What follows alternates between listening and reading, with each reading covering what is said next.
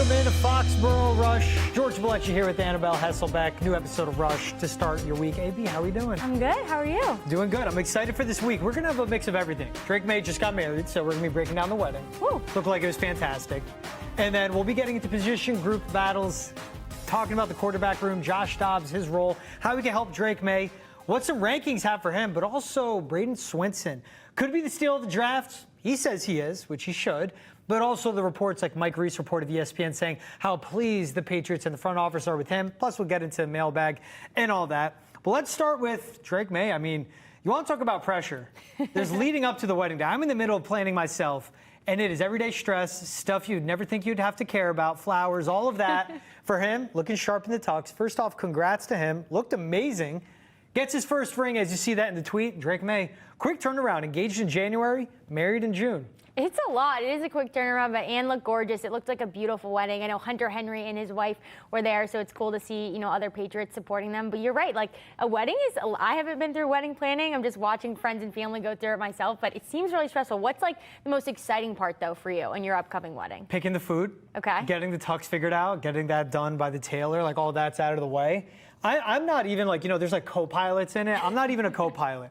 I'm like the stewardess that's all the way in the back of the plane. So it's just basically... I don't know. I've heard you talk about it, and, like, you definitely have asserted yourself into some situations. The big call for me was we needed sustenance and carbs at cocktail hour. Okay. But that's me with my background of Jersey weddings. You eat more at cocktail hour than you do at the actual wedding. So we're putting the plates together. My fiance and your sisters were doing it. I'm like, where? We need pasta. And they're like...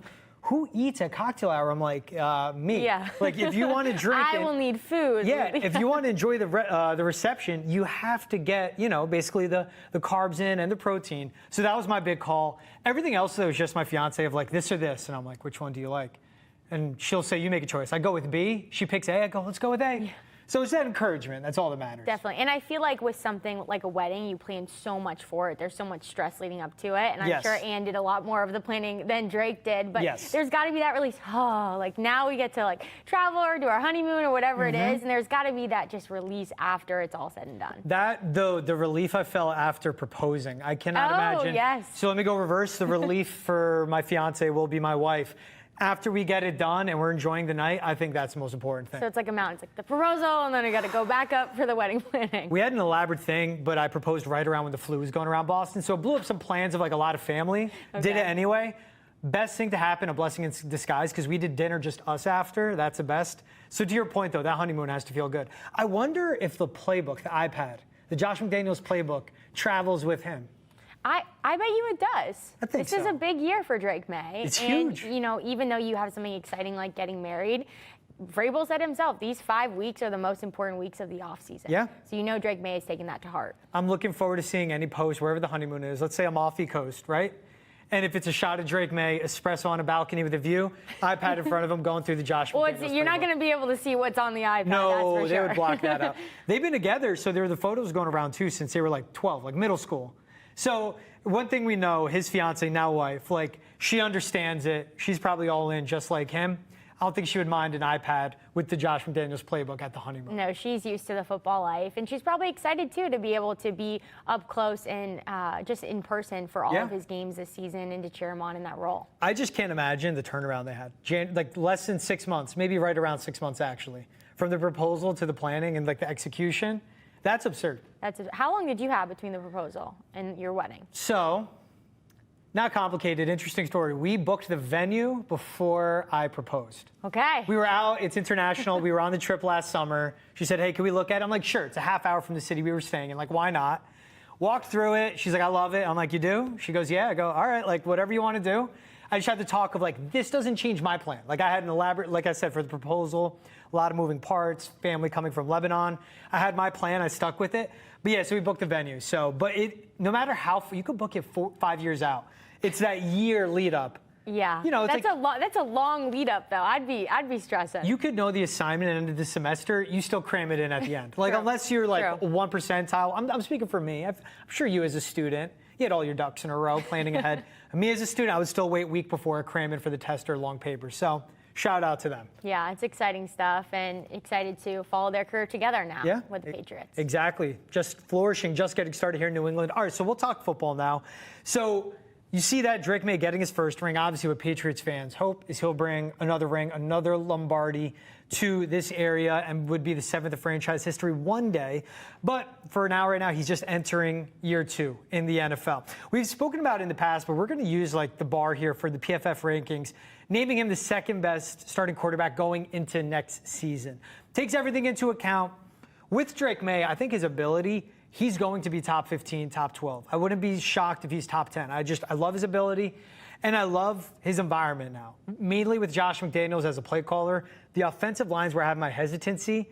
But when you think of Drake Maye in year 2, what are you thinking of expectations, where you think he can be, where he can make a leap, and also where you think you want to see the biggest improvement for him as well? Yeah, well, I think that ranking, like, it makes sense, right? 22nd, like, based off of what we saw last year. Yeah. And I think you can't expect hype that you probably weren't given. So I think that makes sense. But just when you're looking at this, I mean, there were even some wild rankings on that. Sam Darnold was at like number 26. And I'm like, you got to put Sam Darnold higher. Mm-hmm. But even though Drake Maye was at 22, like, I want him to have a great year. And I think he's going to have a great year. They've upgraded exponentially around him. And then you look at Josh McDaniels, like, that's a name that has really gone underrated nationally. We're all talking about Mike Vrabel, which is awesome. But Josh McDaniels, you saw the difference that Mac Jones had in his rookie career, or his rookie year, when he was there, and then when Josh McDaniels left.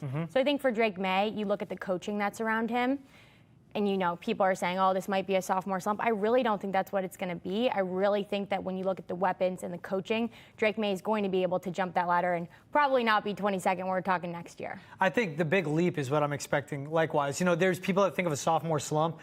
He's going to have a better playbook. He has a better receiving room. He'll have a better run game. Should have a better offensive line. That's a big question mark. And I can't talk about any quarterback success until I think there's something solid with the offensive line. And there's question marks. We have to see Will Campbell in pads playing left tackle in the NFL work out. We need to see Cole Strange be healthy if he's even the starting left guard. We need to see Morgan Moses coming off a sprained knee perform well and coming off offseason surgery too. There's a lot of new up front. Mike Onwenu at right guard's the only returning starter. There's a lot of new up front in front of him. If that goes well, I just think the run game will be better. The play calling and scheme design will be much better with Josh McDaniels. I like the coaching in the room that will help bring him along. And I would think, and I have expectations for Kyle Williams to do well. You talk about it, who was at his wedding. It's Hunter Henry. Hunter Henry and Austin Hooper were his favorite targets. That chemistry will take a jump. And Hunter Henry does have experience in the Josh McDaniels system going back to Mac Jones' rookie year in 2021. He's going to help Drake Maye a lot. Higher than 22, no doubt about it. They're the names I saw higher up on this list, though. Like a J.J. McCarthy. Hasn't played a down of football in the NFL. Higher than a Drake Maye that played his rookie season. Higher than, you mentioned it, a Sam Darnold. Crazy. At certain stretches was an MVP candidate last season, was absolutely terrific, and is now with Clint Kubiak in Seattle and good receivers. Like, I love, again, his environment, his structure. What do you make of seeing J.J. McCarthy? Hasn't played it down to the NFL, but with Kevin O'Connell, had a redshirt year, we'll say, now being the starter. And, of course, he has the best receiver in football, too. Yeah, well, I think it's a different situation than having, like, Cam Ward, right? Like, Cam Ward hasn't played a down in the NFL, but you're on the Titans. J.J. McCarthy, you're on the Minnesota Vikings. This was a team that was Super Bowl contenders last year. Yeah. They have all the same pieces from last year, just a different quarterback who they brought in to be the leader of this team. So I think it's like a no-brainer. Yes, the Minnesota Vikings are a much better team all around than the Patriots right now, even from just looking at last year. And Kevin O'Connell, like, he knows how to coach quarterbacks. So this isn't going to be a problem with J.J. McCarthy. I think he's just going to slide right in, and you saw what Sam Darnold was able to do. That's why I'm so shocked that he's so low on that list at 26. Yeah. It's like, it blows my mind. So I think this is a no-brainer to have Minnesota above the Patriots in this one. It's also, the offensive line's really good. He has Justin Jefferson and Jordan Addison. And also for J.J. McCarthy, there was a year of him learning Kevin O'Connell's playbook. He has the understanding. He got to sit back and watch it. Had a year just to, like, literally take it all in because of his torn knee. It's all he can do. For Drake Maye, this is a brand new playbook. And going back to his UNC days as a starter, his 4th straight season being a starting quarterback, 2 at UNC, the second will be with the Patriots. It took over midway through the year. But 4th straight, different offensive play caller, different scheme, different lingo. And for Drake Maye, it's brand new all-around surroundings. Wide receivers coach from last year is gone. Quarterbacks coach from last year is gone. Offensive coordinator, of course, is gone. You bring in someone smart like Josh McDaniels, but that's a lot of changes. And again, it's also, too, we just talk about, it's the structure around a quarterback. Structure matters so much. I love J.J. McCarthy's structure. I like Drake Maye's. And my favorite part of Drake Maye's structure is the coaching. My favorite part of J.J. McCarthy's is Kevin O'Connell, but Justin Jefferson. Right. The No, best when you mentioned receiver in that name, I was football. like, yeah, well, duh. Like, that Right? definitely plays a factor. And I think, too, like, that's what the Vikings have, and that's what the Patriots are going to have to take in training camp and probably the first couple of games in the season to figure out who's going to be that guy. Yeah. And it's going to take a while. It's a lot on Stephon Diggs to be a leader. It's a lot for him to, like, just keep the main thing as well, limit the off-the-field stuff. Kyle Williams is a rookie. He looks good. He's bigger than what he's listed at. Watching him when he was at Wazoo, he plays bigger than he is. I love him at the catch point of the football. He fights at the top point of it. Like, he goes up, climbs the ladder, and gets after it. But then seeing him in person, he's a lot bigger than he looks on tape. So I think in an encouraging way, smart route runner, good hands, is a pro. Again, Josh McDaniels' system is a lot to pick up. But we'll see for him, a year away from football, was around the college game a ton at the University of Washington, was around at Ohio State with Chip Kelly. If he found ways to simplify it and make it easily digestible for these receivers, because that's what's big. For the vets with New England, we know what we get from them. The wide receiving room has to take a leap. And I'm putting a lot on Kyle Williams, but I think he's capable of it. I'm putting a lot on Drake Maye. I know he's capable of it. Like, I can't get enough of him. The stock, I would buy it all when it comes to Drake Maye. I love what he has. And the pairing with Josh McDaniels, I think that's huge for this year, the year after. Could be 5-7 years from now. We'll see how long those two, McDaniels and Drake Maye, are partners in this offense. Yeah, that's a duo that I love. And I love that you said, like, oh, buy the stock in Drake Maye, because that's exactly how the Patriots feel about him. Yeah. Like, Foxborough is elated to have him. They're elated to have him be their starter. And not just, like, be their starter like they thought, oh, you know, maybe down the line last year. Like, no, you're coming in at OTAs, you're coming in at minicamp, you're going to get all those reps. You're the guy. And I think that's just a tone and a vibe difference, too. And that's what the Vikings have in J.J. McCarthy. That's how they view him. So very similar organizations in that way with their young quarterbacks. But I think it's a great place to be when it's not just, hey, you know, maybe we're going to see how it shakes out. Like, no, this is our guy and this is who we want running our organization. Something that's important in the structure, too, the backup for Drake Maye, Josh Dobbs. Look at this. We saw this on Twitter, how hyped up Drake Maye was for Josh Dobbs throwing a touchdown to Kyle Williams on a bomb down the field. Josh Dobbs is a guy that was in Kevin O'Connell's system in Minnesota, was winning them games in a spot start situation. There was that dime to the rookie there. You see how fired up Drake Maye is for him. Josh Dobbs is about to be 30.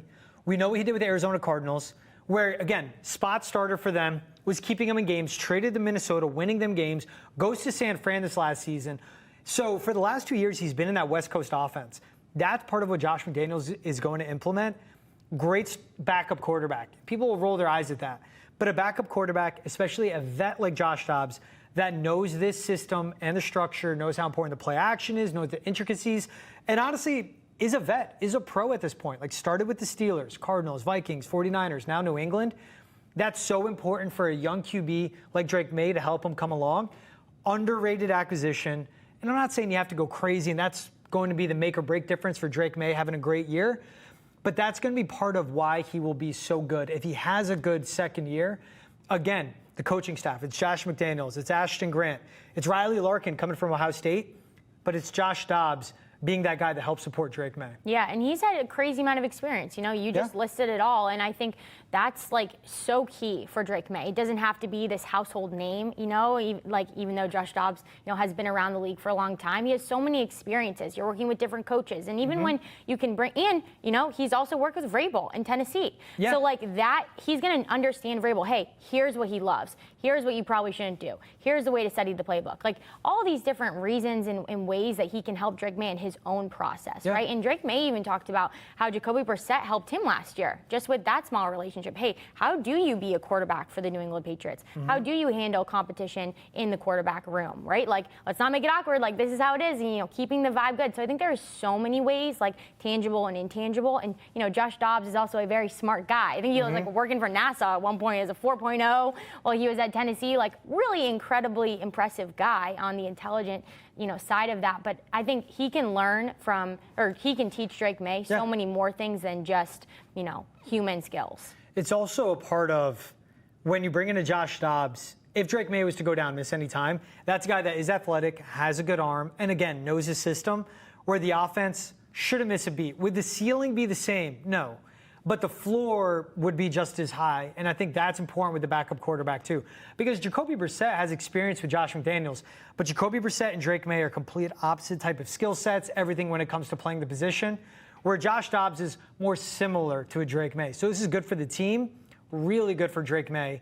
And you mentioned, I mean, his IQ. That's the astronaut, right? Like, I think aeronautical engineering or something. Yeah, that was his name. Whatever it is to become an astronaut, he studied. I can't Which is just, it's impressive regardless. You're and a quarterback then at adding Tennessee, playing in the SEC, winning games, and you're studying that. It's wild. Like, you think about people who who are into aerospace. You're like, wow, that's incredible. Think about that and being in the NFL. Like, it's pretty admirable, honestly. There's like double majoring in college. That's like triple degreeing in my opinion. You're going to figure out how to be an astronaut, and you're going to pick up an SEC offense and win games and all that prep, all that studying. But again, if there's a guy that can balance that and he can pour any of that into Drake Maye, which I think he can, and Drake Maye can handle in a way, that's where, again, it's an underrated part of the offseason, but that's something you would want. And maybe people would say, well, he doesn't have experience in the system. He was in something similar, and with Drake Maye learning a new system. Ashton Grant coming over from the Cleveland Browns, Josh McDaniels being Josh McDaniels, Riley Larkin coming from the Chip Kelly coaching tree at Ohio State, and then a Josh Dobbs with experience in Kevin O'Connell offense, a branch off Sean McVay, learning from Kyle Shanahan. All of that goes hand in hand. That's such an important blend to have for Josh Dobbs, and again, someone that's working with Drake Maye. So I love the structure the Patriots have. I don't love that my top, though, is the offensive line. And that's where I'll always go back to. But when it's the play caller, the offensive coordinator, the starter, the backup, like they check those boxes. When the pads come on, which I can't wait for, but we're going to have to wait a little while longer. When the pads come on, that's going to be exciting to see from Drake Maye. Yeah, and that's the big unknown, right, is that O-line. If you can't protect your quarterback, you can't get anything done, right? It doesn't matter what we're talking about, what the wide receiver room will look like, who's going to be the target. Like, you have to have pass protection, and so that's the key. So we'll see. We'll see how it goes. We'll take a quick break here on Foxborough Rush. When we're back, we'll talk about the Patriots possibly being a sleeper team to make the postseason. Look, I have them at 10 or 11 wins. That's a postseason in my opinion, but they're still flying under the radar. Maybe I'm a little too optimistic. We'll talk about that after the break on Foxborough Rush. Make sure to like, subscribe, rate, review on YouTube. Listen to us on Spotify. New episodes every Monday, Wednesday, Friday. Live on Nessa Nation. Catch them all on YouTube as well. We'll be right back with Foxborough Rush after this break.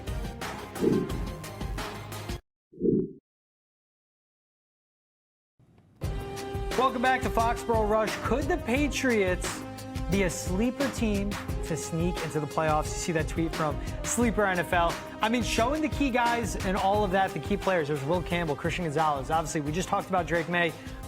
If he plays really good, if he plays top 10, to me that means they're getting into the playoffs because of how this offense can be. What do you think of them as being a sneaky team to make it to the postseason? Hey, I'm kind of all about it because sometimes when you're a sleeper team, it means there's, maybe there's not a lot of hype, and obviously the Patriots did not deserve to have a lot of hype after their season last year. But it also means that you probably don't have a lot of drama going on, right? Or there's, I hope the drama's limited. I hope the drama's limited, which it has been limited. And yes. even the whole situation with Diggs earlier in this offseason, like that didn't last very long, right? Like the Patriots took care of it, and I think that was a small example of just how we'll see this Vrabel regime really stick to what the Patriots have always been in that really obedient and strict way. But I think that's a good sign that there isn't like a lot of tension around this team right now. There's not crazy quarterback rooms like there are in Cleveland and in the Giants. So I think it's a good thing that they're a sleeper team right now, but it's good for the Patriots because we know what we have. Yeah, and I think the biggest thing for me with them, and the reason like I had 10, 11 wins, it's partially the jumps that I see them making, Josh McDaniels now being a leader, but it's how their schedule falls. And it seems like such a simple way. And, it's an NFL schedule. It's going to be hard. It's really hard to win games in the NFL. But when they open against the Raiders at home, get the Dolphins early. Don't go to South Beach later in the season when the bodies aren't as acclimated to the heat. Steelers with Aaron Rodgers. All right, he'll be healthy, but how good is that team? Panthers. Obviously, they have their division. But it's also the stretch of Saints, Titans, Browns. That could be 3 straight rookie quarterbacks they're facing. It could be Joe Flacco at the end of that. Falcons, Buccaneers, Jets. Bengals is tough, but they'll be coming off a long week of prep because they have the Jets on Thursday night, then add Joe Burrow and the Bengals for Sunday, so extra prep leading up. Giants, get the Bills out of the bye. At Baltimore, hard. So they're playing Burrow, Josh Allen twice, and Lamar Jackson. I'm not saying it's easy, but okay, let's say those are 4 losses. It's the Jets twice, with who knows what they have happening there. It's Justin Fields. It's an easy stretch of a lot of rookie quarterbacks they're facing. There's a lot of okay quarterbacks on their schedule. There's 3 elite guys they'll face. The rest are okay. With what I expect for this defense to do well, the upgrade in the offense, how it breaks down to where their bye week is, where they get the primetime games, who they have coming off extra prep. I really like this Patriots team. It's still crazy to say, but I think the floor is 9 wins. And 9 wins should be a wild card berth, depending on what happens elsewhere around the league. Yeah, I like that. I mean, I like to hear 9 wins, but I think you're right in that stretch, just looking at week 11 to week 13. You have the Jets at home on Thursday night. If you can win those next 3 games, going Thursday night, you have extra days to recover. Then you have Cincinnati, and then you have a Monday Night Football game, right? So, like, there's in that 3-game stretch, like, you got to win those because, like you said, there are 4 games in this schedule that you're probably not going to win when we're talking about Lamar Jackson. Yeah. And that's a stretch of, it's also the longer rest between the Bengals and the Giants. Again, it's Justin Fields. Then it's Joe Burrow and that suspect defense. And then that Monday night game against the Giants, at home, by the way. Who is going to be under center for the Giants? Jameis Winston, Russell Wilson. Could be Jackson Dart at that point. I don't think he's playing then. Could be Tommy DeVito. I would be astonished if it is, but it could be Tommy Cutlets. We'll see. If you guys missed it, Annabella's doing Give a little one of these. Could be DeVito, the pride of Fairfield or Fair Lawn, New Jersey. One of those towns. Maybe it's Little Falls where he's from. It's all my neighborhoods where I don't know. I just know his signature move. I love it. No, I love the Selly. I love what he does.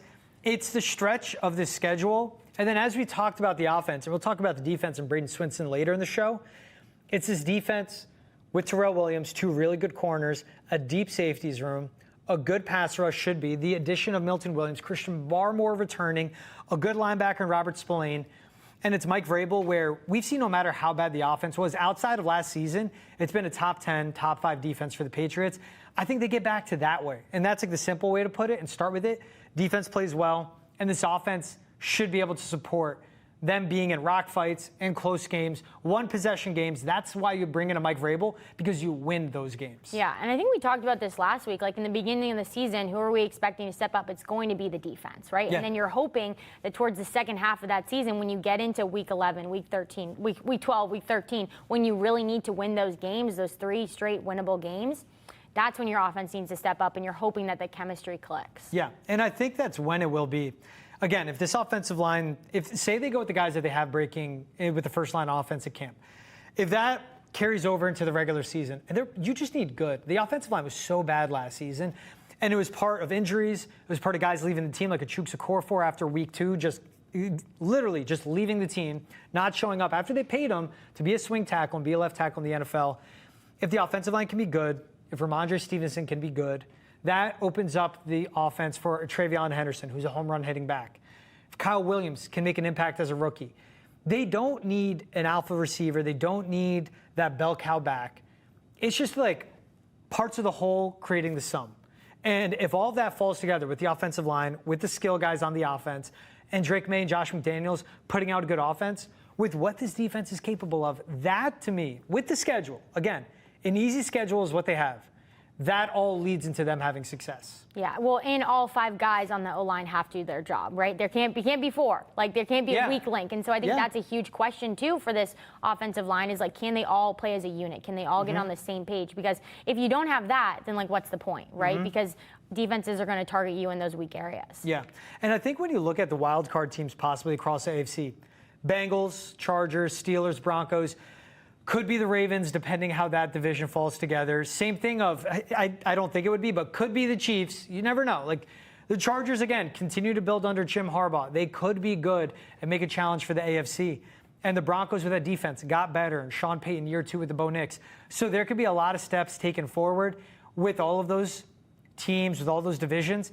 That is who the Patriots will be challenging for the wild card spots. And again, that's what gets into how difficult it can be. And if the Dolphins are healthy, I just don't see it. I think Tyreek Hill is a year older, just isn't in his prime anymore.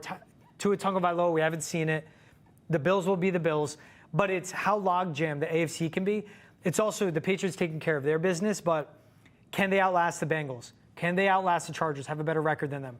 Can they do better than the Broncos? Those are all really good teams. The AFC is just stacked, and that's one of the hardest things for the Patriots to overcome, the competition throughout the entire conference. No, it's hard. And I'm looking at these teams when we're talking about the Bengals, Steelers, Broncos. Like, those are Pro Bowl quarterbacks with really good wide receivers and some serious talent. So, yes, the Patriots are coming in as underdogs for even just a playoff bid, right? Just to get that wild card. But I definitely am going to lean on the duo of Mike Vrabel and Josh McDaniels in their just football IQ and their game time situations. Like, you'd hope that they're able to win those close football games. And I think that's going to be the key. Can the Patriots win those one-score games? And, you know, you just drafted a kicker who's probably going to start, and that's a very rare thing. So you're hoping that comes in clutch in certain situations. Yeah, and even thinking of like the AFC South, like it's the Texans.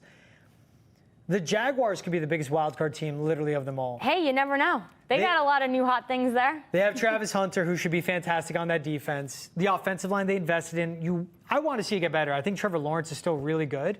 It's just he's always been injured. He's been dealt an awful hand when it comes to the coaching that's been the leadership, especially with Urban Meyer to start his career. But it's what him and Brian Thomas Jr. are able to establish, what Travis Hunter can add in the red zone. And that defense has to be a lot better. They were atrocious. But you bring in a Liam Cohn, who had Baker Mayfield put together another Pro Bowl season. The structure with the Jaguars is good. So when you have the Bills, Dolphins, Patriots, the Ravens, the Steelers, the Bengals, the Texans, the Jaguars, the Chiefs, the Chargers, and the Broncos, it's a lot of teams. It's a lot going on. But I think that's the fun thing about the NFL. Like, it might not be the Chiefs, right? Like, the Chiefs might not be the reigning, leaders. The one seed again. They might sneak into a wild card. Like, look what the Commanders did last year. Like, that came out of nowhere. And so I think that's what's fun and that's what's exciting. And, even with the Raiders now, like, now you have Pete Carroll, now you have Metcalf, now you have Genty. Like, there's a lot of different, new moves that are going on around the NFL. And you never know. We're all here talking about the Chiefs always. Like, oh, yeah, Chiefs and Bills. But, like, what will that look like? You never know. So I think it's exciting. It's also, when you look at timelines for NFL teams now, it's changed in a way. With a rookie quarterback or a second-year quarterback, there wouldn't be those expectations. But it was, like you said, Jaden Daniels and the Commanders this past season. Yeah, he set the bar high for rookies. Well, and CJ Stroud did that the year before. And that's what you see these teams, and then you see them double and triple down on their rookie or second-year quarterback who's on a cheap contract for a QB, and they build around them. The Commanders did that with what they added to the offense, how they drafted. We saw the Texans do that, and they're trying to do it again with going with offensive linemen, 2 receivers, all within the same few picks. That, it sets a bar high, but it's realistic now. And this is realistic when you have Mike Vrabel, when you have Josh McDaniels, and someone with the skill set and potential of a Drake Maye, and a schedule that lays out that they could get 9 or 10 wins. But it's a matter of what happens with those other teams. It's going to be hard. We talked a lot about Drake Maye. If it's not a Drake Maye, who do you think would be a player that would be a key piece in them having success to lead to a wild card postseason berth? Yeah, I think I'm a broken record, but I'm going to go with Borgalis because you're investing in him. And special teams is a way bigger part than I think people realize. Like, we'll watch games and you have Josh Allen and Patrick Mahomes like praying, please make this kick, please make this kick. Like, kicking matters, and you probably don't realize it until you get into those game time situations. So I'm going to go with him, but I also think just the running back room, like Ramondre, like, we got to take care of the ball. Like, I think if that's what's going to be, the bread and butter of this team, running the ball, like, we got to do that, and we got to do it well. 6 of their losses, looking at it now, counting it up, 1 possession.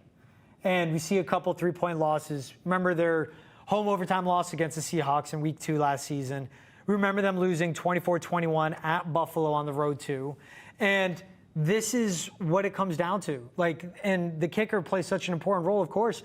And what you bring in a Mike Vrabel for is those 1-possession games. Like, all the players that have played for him under the past are like, hey, those 1-possession games, you're going to win them. Like, that's what Mike Vrabel does. He has you prepared for everything. So get ready. Like, instead of being close and just coming up short, no, you win those. And he makes the difference in the 3rd and 4th quarter. That's what Vrabel brings in. So I like pointing to the rookie and Andy Borgalis out of Miami. I just go with another rookie. I'll go Will Campbell. And if he pans out at left tackle, that means they struck gold, taking him 4th overall. But if he works out at left tackle, that means they could keep him there, and everything else is going right with the 5 guys up front. That's where I'm going position group. Maybe I'm cheating a little. But if Will Campbell's playing well, if he's working out at left tackle, protecting Drake Maye's blind side, the rest of the offense follows, and the rest of the offense has success then. No, I think you're there was a movie called The Blind Side, right? Like, it is an important spot, and especially, too, like, it's going to be a huge success and a huge, feat for the Patriots if he does turn out to be an All-Pro. Yeah, and man, if he turns out to be All-Pro at the left tackle spot, again, like, he would be in, like, 5th percentile of all-time draft picks. To turn out with how undersized his wingspan is, everyone's saying that he's a guard, profiling him at the next level. So if he just can be average, like, that would be gold, too. If he can be top 15, because the offensive line, again, doesn't need to be all-world, just needs to be good, because we saw a bad one last season. And like you said earlier in the show, it's about Will Campbell playing well, but it's the 5 guys up front, seeing as one, thinking as one, protecting as one. You need 5 guys to be intertwined and play as one unit. The offensive line is so important. Yeah, and I'm excited. And, like, that's kind of the vibe that we've gotten from Will Campbell, too, is, like, this leadership and also, like, the humility, too, to be like, okay, we're all coming in from different backgrounds. Yeah. Like, it doesn't really matter. We just all got to be on the same page. I'm interested what the leadership will look like for this team. It's going to be Drake Maye. I expect it to be a Will Campbell. It's the type of guy he is. Like, reports coming out of the NFL Combine, when it came to you have the best of the college prospects getting ready, their auditions for the NFL, he was not just like the first guy in line every rep of every, drill, but the rest of the tackle prospects, the offensive lineman prospects, were following him. Like, he was setting the tone for them, and they were following him in a way. You have the best of the best in college football, and Will Campbell was leading them. I expect him to be a leader on that offensive side and for this team as a whole. But that's why they took him 4th overall. Beyond what he could be at a left tackle, what they see him as, it's also the culture. It's a foundational year for Mike Vrabel. He sets a tone in ways like that. That is another way it'll pay dividends where he was drafted. Yeah. It's also, like, not easier is the wrong word, but there's a faster way to kind of fill that leadership spot when you are kind of rebuilding that position group, right? And so I think for Will Campbell, that might give him the, kind of that green light to be like, okay, I am going to be a vocal leader. I am going to step up in this way. I am going to make myself the guy of this offense, and to really, take that on, because it's not like you're coming into a group that's been together for 10 years, right? It's a very different situation. So I think that's a huge plus on his side. Yeah, and if it works out, like, exactly, there's most of the captains are off the team, whether they were cut, released, traded, or they were coming back from injury, like a Jabril Peppers didn't finish last season as a captain, obviously was suspended. But yeah, there's that void, but when they have the guys and the ones that they drafted, that can step up and take that role. And again, it could be all new faces wearing the C for the Patriots, including a Milton Williams, their big free agency signing. If he could be the captain for the defense, if Christian Gonzalez can step up and be the captain for the defense too, again, new faces wearing that C, and a guy like Will Campbell could be a part of that. All right, we'll take another break here on Foxborough Rush. When we're back, we'll talk more rookies. Bradyn Swinson, edge rusher for the Pats. Late pick for them in the draft. Could he be the steal for them that they made back in March, April? Find out after the break right here on Foxborough Rush.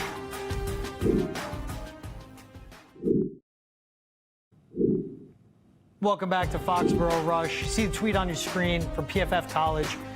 When the Patriots drafted Bradyn Swinson, 60 quarterback pressures his last season, 4th among all edge rushers in the nation. And this was a guy taken 146th overall. When they got Bradyn Swinson, right away, loved the addition. We saw so many teams invest so many draft assets in the defensive line. A deep D-line draft, but B, in a copycat league, what the Eagles did and what the recipe was to winning Super Bowl. They had a super team on both sides of the ball, but the way that defensive line dominated the Chiefs and Patrick Mahomes up front, so many teams followed suit. And now Bradyn Swinson's a guy that's getting a lot of hype in camp, getting a lot of attention coming out of the Patriots in one Patriot place. Mike Reese of ESPN wrote a whole article and based it around Bradyn Swinson, saying how the 5th rounder and his fit in Vrabel's defense can make him a steal for the Patriots and someone that could have a lot of success in the NFL. Yeah, this is an exciting player, right? And happy early birthday. I think his birthday is on July 4th. When I was looking him up when he was coming, I was like, oh, July 4th. Let me follow up as your researcher. Would you want your birthday on July 4th? Yes, because you always are going to have off work or be doing something good. Something going on. And everyone's getting together. Like, there's always something happening. I have a February birthday, and it's awful because by February, everyone's... Well, sorry to struck a chord there. You're done with winter by the time February rolls around, right? Yeah. You don't want to leave it. That's how I am, too. I have to go out and celebrate my own birthday. I don't want to do that. Well, it's great for Bradyn. Yes, it great is. for Bradyn. But no, I think this is an exciting pick. And yes, like, I think what it shows is, other teams probably went defensively in the draft. But Vrabel knows, hey, I can develop these guys. Like, use these draft picks, use these high picks to go offensively, get Drake Maye weapons. Let me coach and let me develop these guys on defense in those later rounds in the draft. So, it's probably a steal, but at the same time, he's not someone that we need right away. Right? And I think that's Vrabel saying, hey, I can take this guy and I can teach him what I know and develop him as a player. July 4th, 2002. Does the 2002 make you feel old? That birth Do you know year? what year I was born in? 2004. I was born in, well, Wait, no, I want to reverse. 2001. Oh, okay. So, like, we're the same age. Yeah, okay. Basically. So I feel old. 94. That's okay. But to your point on the Vrabel rule, I love how I accidentally went reverse on that. You're like, how old am I? With Bradyn Swinson, and again, it's structured with a lot of guys where he doesn't have to do a ton. He could be a 3rd down pass rush specialist, when you have a vet like Harold Landry playing in front of you and mentoring you, when you have a guy that's entering year 3 and Keon White could be the opposite edge rusher, again mentoring you, and Kayvon Chason too, who's going to be year 6 in the NFL this upcoming season, playing in front of you and mentoring you. I keep saying that in a way of, it doesn't have to be like a rookie that is trying to drink water out of a fire hose, where it's all at once. Little by little, you can get more thrown on your plate, more situational football, picking up a scheme, where it relies a lot on the 4 guys, the 4 pass rushers up front, creating havoc. That is a great setup to have for a rookie like a Bradyn Swinson, who's really good off the edge, very good pass rusher. Like, that's his calling card. And to be 4th in the nation in pressures, playing in the SEC, facing some of the best tackles in football, some of the best teams, some of the best offenses. Again, the SEC is like that bridge right to the NFL. We saw in this draft a lot of teams going with the big schools, like not taking the risk on the small school guys, especially in the age of the portal, where the competition at the top level is even better. And Bradyn Swinson was a guy that just dominated at that level in a system like Terrell Williams and Mike Vrabel's defensive front. 4 pass rushers, go after the quarterback and affect him. Just pin your earbacks and go. That's perfect for Bradyn Swinson. Yeah, and he said that's his best part of his game is that one-on-one matchup and getting to the quarterback. I think, though, when you talk about colleges, like, yes, you get to go up against SEC talent. That is so different from a lot of different conferences, right? Yeah. But once you get to the NFL, all bets are off. It does not matter where you went. You're not going up against sophomores anymore, right? You're going up against NFL players. And so, to your point, I think it's so great, and he's in the perfect situation that he gets to be behind someone like Landry and have that time and not have to have that pressure on his shoulders. Like, I got to be the guy. I got to, go out there for every down, right? No, like, going for a down, give those starters a break, and then let them come in hot with fresh legs. So I think he's in the perfect situation, and really, too, you get to be developed, and that's an awesome place to be as a player because, too, then you can maybe have the opportunity more so to stay with that organization. Yeah, and I mean, all the players of the Detroit Lions on that defense, where Terrell Williams spent the last season as a D-line coach, they were all raving about him, and it wasn't just like the Stallions like an Aiden Hutchinson, but it was the vets like a Zadarius Smith going, he's the best D-line coach in the NFL. I loved playing for him and everything he taught me. Okay, that's the guy that's going to help develop a Bradyn Swinson. And this is someone that went from practicing against Will Campbell every day to still practicing against Will Campbell every day. He's going to know Will Campbell really well. That level of competition, yeah.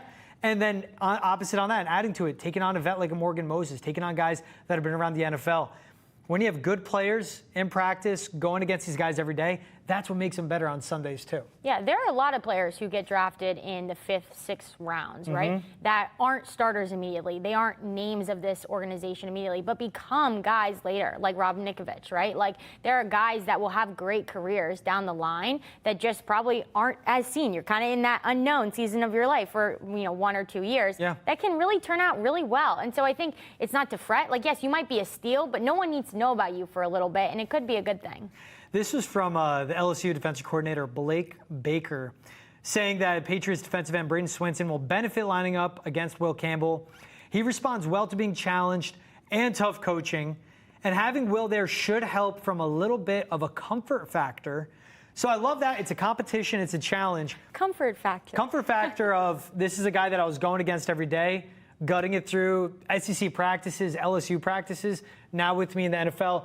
So I get that comfort factor of a familiar voice helping you along the journey of finding your way in the NFL. Yeah, I mean, I've even experienced that in college. Like, right, when you have transfers come to your team, I remember we had a year where we had 2 transfers come from a different school. There is multiple years, actually. There's a comfort level in being a new person on a team, but having a teammate from your former team with you. Yeah. Like, you're able to have internal conversations that you're probably not going to ask anybody else. Like, I'm not going to ask somebody that question. It might be dumb, but, like, I'm going to go to my former teammate and ask them that question. And also just, like, relationally, like, your former teammate who you've built that trust with, who you've spent years with, like in the trenches and going up against each other in practice, you're able to emotionally like pull things out of them that other players probably won't. Hold each other accountable. Hey, you got to be better in this area. Or hey, let me tell you, like that wasn't good enough. Don't do this. Do that. So I think this is the perfect situation, and it's really great to have teammates with you, to have those other connection and touch points. It's the challenges that will present itself and someone to share those challenges with. To your point, like they're thinking the same thing as you. Okay, what's going on? And even though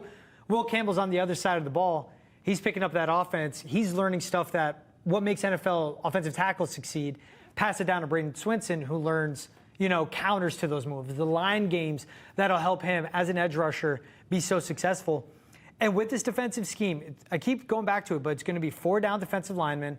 On rundowns, they're going to blow up the line of scrimmage. On passing downs, they're going to be the guys that get after the quarterback. We won't see a ton of blitzes. It's up to the 4 guys up front.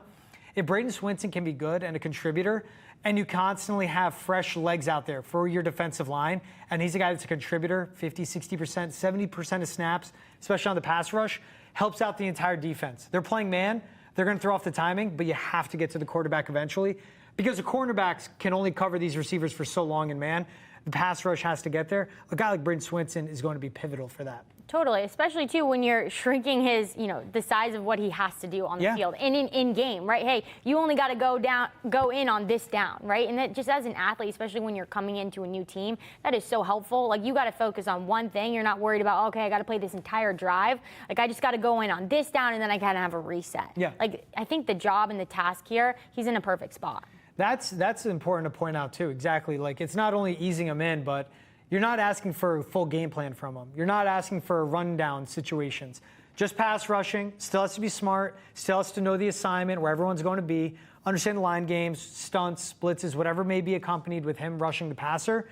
But it's if you only got to go out and worry about the pass rush as you open up the season and start your rookie career, makes it a lot easier to go out there and succeed and execute. Yeah, so we'll see. I'm excited. I'm excited to see what he does. Get into the quarterback this season. Affect the quarterback. I mean, again, this was the worst pass rush in the NFL last season. So as much as I've said, we saw the offensive line be bad. The defensive line was really bad for New England too. A piece like a Bradyn Swinson, a draft pick like a Joshua Farmer, they're going to help that defensive line step up. All right, we'll take another break. The last break here on Foxborough Rush. When we're back, we got a mailbag for you guys. Excited to get to this one. Mailbag coming up on Foxborough Rush. And once again, make sure, go to Nesson's YouTube page, hit the subscribe button, give us a thumbs up, leave a comment. That's how you get to the mailbag. Catch new episodes of Foxborough Rush every Monday, Wednesday, Friday. Live on Nesson Nation from 1 to 2 p.m. and all episodes on YouTube and Spotify as well. We'll be right back after this break. Welcome back to Foxborough Rush. We'll get into the mailbag. Again, make sure to go to the YouTube page for Nesson, hit subscribe, go to episodes of Foxborough Rush, leave us a comment, and that gets you to the mailbag. We'll start with Eric, Super Patriots 5817. Talking about Trevion Henderson here, the rookie running back for the Pats.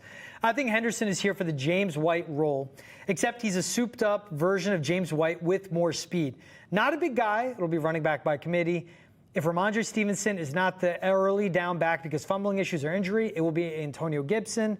Then there are some that think Land Larson can beat out Gibson as well. All right, I like this. Multiple levels here. Let's start with the first part, AB.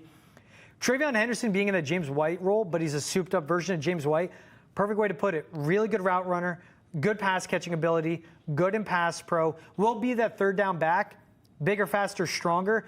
And I have to emphasize his home run hitting ability. This is spot on to what his role will be. Josh McDaniels always had that shifty back, that third down back in his offenses, and that's what Trevion Henderson's going to be. Yeah, and I think that's what you just said. Like, he's going to be used. It's not just like, oh, when will we see him? When we see him, will he be a home run hitter? It's like, no, we know he's going to get the opportunity. We know he's going to get used, and we've seen what he's done. Like, this is the national champion. This guy's coming off hot off the press, and so I'm excited to watch him. And yeah, I totally am spot on with Eric. What was that? Uber Patriots? It's like Eric's Super Patriot period in the middle. Here must be the thing. Like, if you want to get on the show, I guess you got to have a really great username. Is that a thing? You know what? Maybe our producers. Some of them are more normal. We have like Brian Brown, Paul Jones up next. So all right, we go with the good comments. You lead the mailbag though. Exactly. You got a creative username. All right, we'll start doing that. We lead the mailbag with the best names. The other part of this though, if Stevenson is not the early down back because of fumbling issues, it will be Gibson. Yes and no. Antonio Gibson has his own history of fumbling issues throughout his career, and that's been a guy that's a pass catching third down back. There's going to be a lot on Ramondre Stevenson, and I expect him to live up to it with the better offensive line. And then the last part, there's some that think Land Larson could beat out Gibson as well. Yeah, I guess you could say, like, he was a good running back, but it was UC Davis. This is a guy that'll make the roster on special teams more than anything. Can be, again, a pass catcher, but I think the running back room will look the same as last season with the leaders, and then we'll see more Trevion Henderson adding to that more than anything. I don't think a lot of Land Larson, but he'll be really good on special teams for the Pats. Yeah, I think definitely used on special teams and just for that aggression and that strength there. But yeah, I think there would have to be drastic problems for the Patriots to switch up this running back room in that way. Next one, Brian Brown, 3951. If Christian Barmore is in the 90% of what he was, I believe this defense is going to shock the NFL. 2 shutdown corners, 3 stud safeties. Linebacker room has a couple of questions, and I think the defensive line will be one of the better ones in the NFL. Yeah, I mean, I love all this. If he could get to 90%, he was so good 2 seasons ago. So good. And him and Milton Williams as a duo could be the best defensive tackle duo when it comes to rushing the passer in the NFL as well. So I love this. Yeah, if he's 90% of what he was, man, I would take all of that, especially next to a Milton Williams. Yeah, and he probably will be. He's looked great at camp. He said that he feels more like himself. He said, I got fire in my heart. I keep coming back to that. Yeah. But it's true. Like, when you're coming back from something very serious, you need to know that you're good, like, for yourself, right? Yeah. Not just like an outward appearance. And these are the foundational pieces of the defense. It's going to make everyone else's job a lot easier. As Barmore pointed out himself, too, he's like, I do stuff and I don't have to worry about breathing. And that's what he's crazy battling. even to say that, right? Like, to worry about breathing, that's something that, like, not even athletes, right? Like, that's a non-athlete problem. Yeah, and that's what the blood clots is a very scary injury, but I mean, not even injury, just something to deal with, a medical issue to deal with. Sounds like it's all behind him, though, because he keeps saying it's all behind him in that. For the linebacker room has a couple of questions. It's Robert Spillane. Yeah, the depth is in question. Christian Ellis's role is in question. Jack Gibbons, can he be a backup? That's in question. I do like the structure. Again, it's all about the 4 guys up front, the D-line. If there's no questions there, this defense is in a good spot. Our next one, Paul Jones, 33. Unfortunately, Pats are just probably good on paper until they prove themselves. They haven't proven themselves since TB left. Yeah, there's a playoff appearance in there since Tom Brady left. The defense has been great every season except this last season. So the defense has proven themselves. The team at times has proven themselves, but they haven't proven themselves to be contenders again. So yes and no to that one from Paul Jones. There's a lot of this since Tom Brady left. I'm done comparing this team to when Tom Brady was here because it's like... This is a long time. This has been a long time. This is the 3rd head coach since Tom Brady was a Patriot. It was Bill Belichick, then Gerard Mayo. It's now Mike Vrabel. Enough of the Tom Brady comparisons because I want to see this team and this franchise get back to being respectable. And Vrabel, Drake Maye, Josh McDaniels, they should do that. Yeah, it's the same logo, but is not the same team. And regardless, like, they're always going to be compared to what an incredible dynasty that was with Tom Brady. But right, like, this guy, Paul Jones, 33, like, he's speaking the truth. They have to prove it, and we won't know that until, week 1. But I think there's a lot of promise here, too. The Seattle Seahawks, they had a brand new head coach, first-year head coach. They have one of the best defenses in the country, in the NFL. And so I think there's a lot that you can do, with a new regime and with some uncertain pieces coming into this season. Especially with good quarterback play as well. All right, days of our time. This one's on Kyle Williams being the Patriots' most impactful rookie. Doubt it. That's the only comment. Okay. Doubt it. Really? All right. I mean, I don't doubt it. I don't doubt it. He was really good at Washington State. He has to be really good for this offense, too. And again, the competition in the room isn't that vast. Stephon Diggs, different type of receiver. Kayshon Boutte, if he makes a roster, different type of receiver. Polk, Baker, different type of receivers all across. I don't doubt he'll be the most impactful rookie because if he is a wide receiver 1 for this offense and the way Drake Maye, the type of receiver he loves, that's what Kyle Williams profiles as. He's going to have a fantastic season if he is their most impactful rookie and their top wide receiver. Yeah, I mean, if he can build that trust with Drake Maye, like, right off the bat, that'd be incredible. That also frees you up to have Diggs and other players in this wide receiver room to step up and not have to be that focal person for defenses to worry about. Yeah, like a Kendrick Bourne again in this room. Different type of receiver, though. Like, Kyle Williams is that downfield guy, outside of the hashes, outside of the numbers, but can play underneath at the slot too. Really good with the ball in his hands after the catch as well. He could do a lot for this offense. All right, that wraps it up for the mailbag. Again, make sure to subscribe to Nesson's YouTube page, leave us a thumbs up, and leave a comment, and you'll get into the mailbag. And as AB said, have a great username. Have a great, YouTube channel name, whatever it is, username, and you'll be the first one we read. So maybe edit your names too. She's Annabelle Hasselbeck.